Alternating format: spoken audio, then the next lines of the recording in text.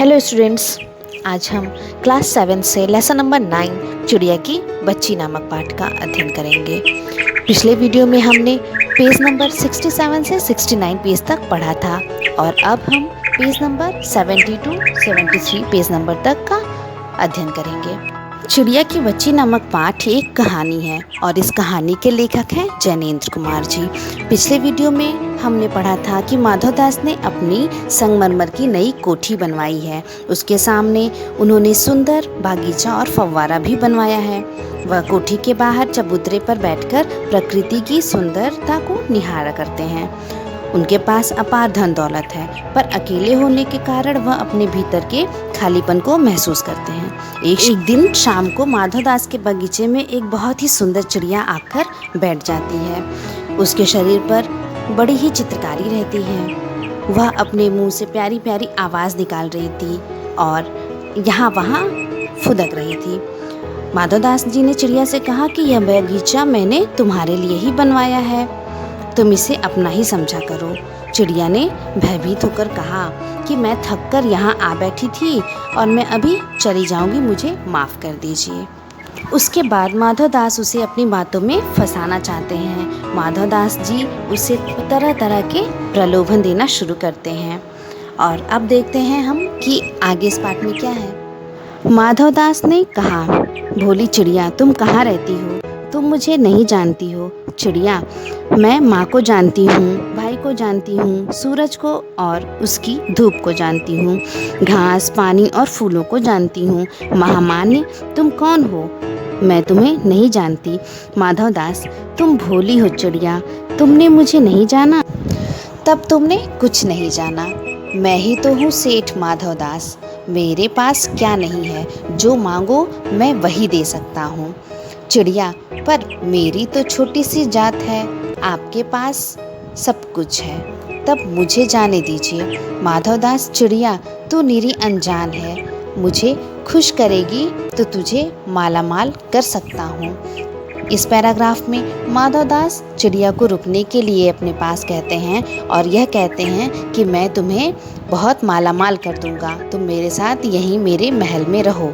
फिर चिड़िया क्या कहती है? चिड़िया, तुम सेठ हो, मैं नहीं जानती सेठ क्या होता है, पर सेठ कोई बड़ी बात होती होगी। मैं अनसमझ ठहरी। माँ मुझे बहुत प्यार करती है, वह मेरी राह देखती होगी। मैं मालामाल होकर क्या होंगी, मैं नहीं जानती। मालामाल किसे कहते हैं? क्या मुझे वह तुम्हारा मालामाल होना चाहिए? सेठ, अरे चिड़िया, तुझे बुद्धि नहीं है? तू सोना नहीं जानती? सोना उसी की जगत को तृष्णा है। वह सोना मेरे पास ढेर का ढेर है। तेरा घर समूचा सोने का होगा। ऐसा पिंजरा बनवाऊंगा कि कहीं दुनिया में न होगा, ऐसा कि तू देखती रह जाए। तू उसके भीतर थिरक फुदक कर मुझे खुश करियो, तेरा भाग्य खुल जाएगा। तेरे पानी पीने की कटोरी भी सोने की होगी।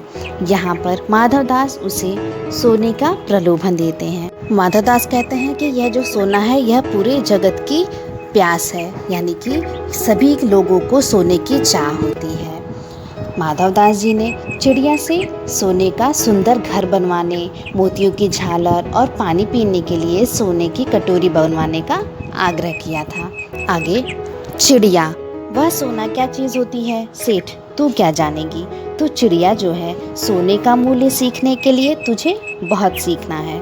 बस यह जान ले कि सेठ माधवदास तुझसे बात कर रहा है, जिससे मैं बात कर लेता हूँ उसकी किस्मत खुल जाती है। तू अभी जग का हाल नहीं जानती। मेरी कोठियों पर कोठियाँ हैं, बगीचों पर बागीचे हैं। यहाँ पर माधवदास जी अपने शान शौकत के बारे में बखान करते हुए चिड़िया को अपने पास रखने के लिए बहलाते फुसलाते हैं। तब चिड़िया नहीं मानती है तो उसे कहते हैं कि मेरे पास बागीचों के बागीचे, मतलब कि मेरे पास बहुत सारे बागीचे हैं, बहुत सारे पैसे हैं, तुम यहाँ रहोगी तो बहुत खुश रहोगी। आगे, दास दासियों की संख्या नहीं है, पर तुझसे मेरा चित्त प्रसन्न हुआ है। ऐसा वरदान कब किसी को मिलता है? रे चिड़िया, तू इस बात को समझती क्यों नहीं? चिड़िया, सेठ, मैं नादान हूँ, मैं कुछ समझती नहीं। पर मुझे देर हो रही है, माँ मेरी बाट देखती होगी। यहाँ पर चिड़िया जो है शाम होने के कारण घबरा जाती है और माधवदास से कहती है कि मुझे देर हो रही है और मेरी माँ घर पर इंतज़ार कर रही है। लेकिन माधवदास उसे अपनी बातों में उलझाए रखते हैं। आगे, सेठ ठहर ठहर, इस अपने पास के फूल को तूने देखा? यह एक है, ऐसे अनगिनती फूल हैं, ऐसे अनगिनती फूल मेरे बागीचों में हैं। वे भांति भांति के रंग के हैं, तरह तरह की उनकी खुशबू है। चिड़िया, तैने मेरा चित्त प्रसन्न किया है और वे सब फूल तेरे लिए खिला करेंगे। वहाँ घोंसले में तेरी माँ है, पर माँ क्या है? इस बहार के सामने तेरी माँ क्या है? वहाँ तेरे घोंसले में कुछ भी तो नहीं है। तू अपने को नहीं देखती? कैसी सुंदर तेरी गर्दन, कैसी रंगीन देह। तू अपने मूल्य को क्यों नहीं देखती? मैं तुझे सोने से मढ़कर तेरे मूल्य को चमका दूंगा। तैने मेरे चित्त को प्रसन्न किया है, तू मत जा, यहीं रह। इस पैराग्राफ में माधवदास उस चिड़िया को उलझाए रखना चाहते हैं। वह चिड़िया से कहते हैं कि तुम्हारी सुंदर गर्दन को सोने से मढ़वा दूंगा, यानी कि मैं उसे सोने से भर दूंगा।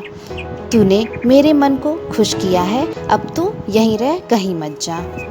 चिड़िया, सेठ मैं अपने को नहीं जानती, इतना जानती हूँ कि माँ मेरी माँ है। मुझे यहाँ देर हो रही है। सेठ मुझे रात मत करो, रात में अंधेरा बहुत हो जाता है और मैं राह भूल जाऊँगी। सेठ ने कहा, अच्छा चिड़िया, जाती हो तो जाओ, पर इस बगीचे को अपना ही समझो, तुम बड़ी सुंदर हो। चिड़िया कहती है कि मुझे यहाँ देर हो रही है और रात होने वाली है और रात के अंधेरे में मैं अपना रास्ता भूल जाऊंगी, इसलिए तुम मुझे अब जाने दो। यह कहने के साथ ही सेठ ने एक बटन दबा दिया। उसके दबने से दूर कोठी के अंदर आवाज हुई, जिसे सुनकर एक दास झटपट भागकर बाहर आया। यह सब क्षण भर में हो गया और चिड़िया कुछ भी नहीं समझी। सेठ कहते रहे, तुम अभी माँ के पास जाओ, माँ बाट देखती होगी, पर कल आओगी ना? कल आना, परसों आना, रोज आना। यह कहते कहते दास को सेठ ने इशारा कर दिया और वह चिड़िया को पकड़ने के जतन में चला। माधवदास ने चिड़िया को अपनी बातों में उलझाए रखा और एक बटन दबा दिया, जिसकी आवाज़ सुन करके एक दास झट से बाहर आ गया और चिड़िया कुछ भी समझ नहीं पाई। तभी सेठ ने अपने दास को इशारे में चिड़िया को पकड़ने के लिए कहा। आगे सेठ कहते रहे, सच तुम बड़ी सुंदर लगती हो। तुम्हारे भाई बहन हैं? कितने भाई बहन हैं? चिड़िया, 2 बहन 1 भाई, पर मुझे देर हो रही है। हाँ हाँ जाना, अभी तो उजेला है। 2 बहन 1 भाई हैं, बड़ी अच्छी बात है। पर चिड़िया के मन के भीतर जाने क्यों चैन नहीं था।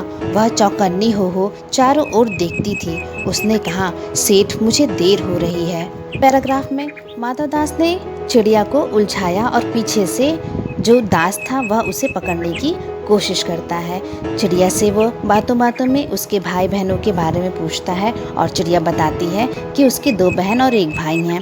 वह कहती है बार बार कि मुझे जाने दीजिए, मुझे लेट हो रहा है। और सेठ जी कहते हैं कि अभी जाना, अभी जाना। आगे सेठ ने कहा, देर अभी कहाँ, अभी उजेला है। मेरी प्यारी चिड़िया, तुम अपने घर का इतने और हाल सुनाओ, भय मत करो। चिड़िया ने कहा, सेठ मुझे डर लगता है, मेरी माँ दूर है, रात हो जाएगी तो राह नहीं सूझेगी। इतने में चिड़िया को बोध हुआ कि जैसे एक कठोर स्पर्श उसके देह को छू गया। वह चीख देकर चिचियाई और एकदम उड़ी। नौकर के फैले हुए पंजे में वह आकर भी नहीं आ सकी। तब वह उड़ती हुई एक सांस में माँ के पास गई और माँ की गोद में गिरकर सुबकने लगी। ओ माँ, ओ माँ। माँ ने बच्चे को छाती से चिपटाकर पूछा, क्या है मेरी बच्ची, क्या है? पर बच्ची काँप काँप कर माँ की छाती से और चिपक गई। बोली, कुछ नहीं, बस सुबकती रही। ओ माँ, ओ माँ। बड़ी देर में उसे ढांढस बंधा और तब वह पलक मीच उस छाती में ही चिपक कर सोई, जैसे अब पलक नहीं खोलेगी। इस अंश में माधवदास जी चिड़िया से कहते हैं कि अभी कुछ देर में चली जाना, अभी तो उजाला है। पर भयभीत चिड़िया माँ के पास जाने की जिद पर अड़ी थी। तभी अचानक नौकर का हाथ चिड़िया को स्पर्श हुआ और चिड़िया चीख करके उड़ गई। वह नौकर के पंजों में आकर भी बच गई। वह उड़कर अपनी माँ के पास गई और उसकी गोद में गिरकर सुबक कर रोने लगी। माँ ने उसे बड़े ही प्यार से अपने पास चिपका लिया। वह इतनी डरी हुई थी कि अब जैसे आँख ही नहीं खोलेगी। इस पाठ में माधवदास ने छल बल का सहारा लेकर चिड़िया को पकड़वाने का प्रयास किया था, लेकिन चिड़िया नौकर के पंजे में आते आते बच गई थी। नौकर के पंजों का स्पर्श उसके शरीर को हो चुका था, फिर भी वह बचने में सफल हो गई थी। अब हम इस पाठ से संबंधित प्रश्नों के उत्तर को हल करेंगे। पहला प्रश्न है, किन बातों से ज्ञात होता है कि माधवदास का जीवन संपन्नता से भरा था और किन बातों से ज्ञात होता है कि वह सुखी नहीं था। माधवदास की बड़ी कोठी, सुंदर बगीचा, रहने का ठाट बाट रईसों जैसा था। चिड़िया के साथ वार्तालाप में कहना कि तेरा सोने का पिंजरा बनवा दूंगा और उसे मालामाल कर देने की बात कहता है। इसके अलावा वह स्वयं स्वीकार करता है कि उसके पास कई कोठियां हैं, बगीचे और नौकर चाकर हैं। इन बातों से उसकी संपन्नता का पता चलता है। इसके अलावा वह अकेलेपन को दूर करने के लिए चिड़िया के साथ रहने के लिए मजबूर था। यह बात दर्शाती है कि सारी सुख सुविधाओं के बाद भी वह सुखी नहीं था। दूसरा प्रश्न है, माधवदास क्यों बार बार चिड़िया से कहता है कि यह बगीचा तुम्हारा ही है? क्या माधवदास निस्वार्थ मन से ऐसा कह रहा था? स्पष्ट कीजिए। उत्तर है, माधवदास चिड़िया से बार बार इसलिए कहता है क्योंकि उसे चिड़िया बहुत सुंदर और प्यारी लगे। वह चाहता है कि वह चिड़िया सदा के लिए बगीचे में रह जाए। यही कारण है कि बार बार यह बात दोहराता है कि बगीचा तुम्हारा ही है। माधवदास का ऐसा कहना पूरी तरह से निस्वार्थ मन से नहीं था। वह चिड़िया को महल में पिंजरे में बंद करके रखना चाहता था ताकि अपनी इच्छा से उसकी सुंदरता को निहार सके और उसका चहचहाना सुन सके। अब हम आज का होमवर्क करेंगे। होमवर्क में पेज नंबर 73 पर क्वेश्चन नंबर 5 और 6 नंबर 5 क्वेश्चन है, माँ मेरी बात देखती होगी। नन्ही चिड़िया बार बार इसी बात को कहती है। आप अपने अनुभव के आधार पर बताइए कि हमारी ज़िंदगी में माँ का क्या महत्व है। इसे आप 10 पंक्तियों में इसका उत्तर देंगे और इस कहानी का कोई शीर्षक देना हो तो आप क्या देना चाहेंगे और क्यों, इसे भी आप अपने शब्दों में लिखेंगे।